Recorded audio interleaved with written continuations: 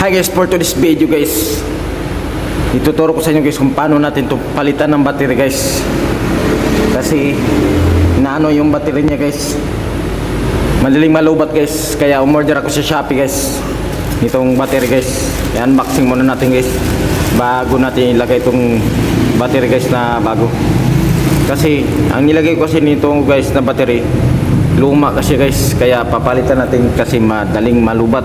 Sige guys, ito muna tayo.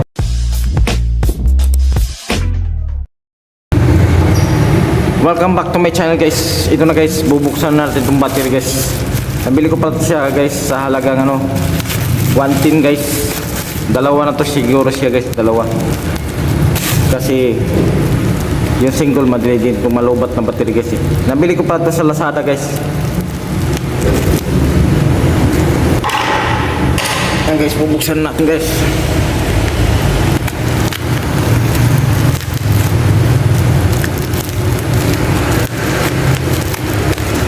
Kung masira, maano kayo guys, kung may ganito kayo guys na speaker box guys, yung madaling malubat, bili lang ganito sa Lazada guys. Mura lang to guys. Mura lang to guys. Ito guys, so ito yung positive guys, ito negative, negative. So ayan guys, ilalagay na natin to siya guys. Ilagay na natin. Bubuksan muna natin siya guys. Kasi sa ilalim yung battery nito guys.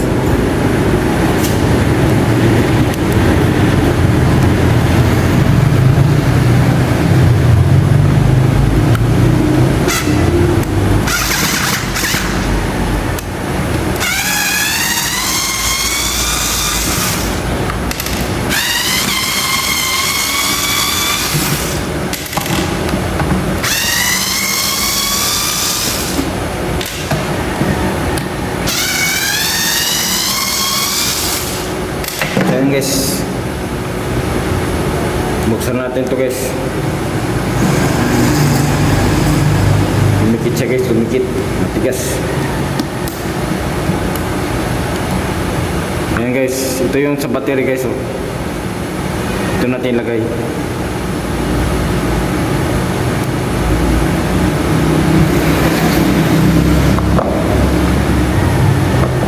Ito yung battery niya guys, luma. Kaya itong papalitan natin guys. Madali guys na malubat guys. Tanggalin lang natin ito dito.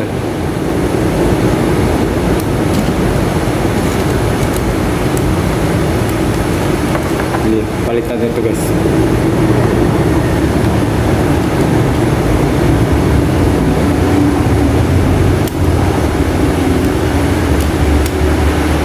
So ayan guys, try natin guys kung gagana. Guys, gumana na guys. Ayos na guys, balikan natin.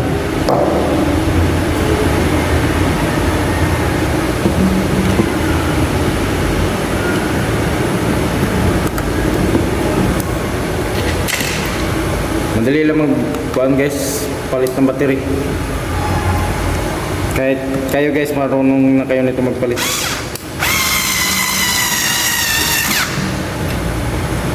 Bili lang natin ito siya kuhan guys sa Lazada. Kundi sa Lazada, sa Shopee, meron din ito sa Shopee. Kung madaling malubat yung battery nyo, alam nyo na guys kung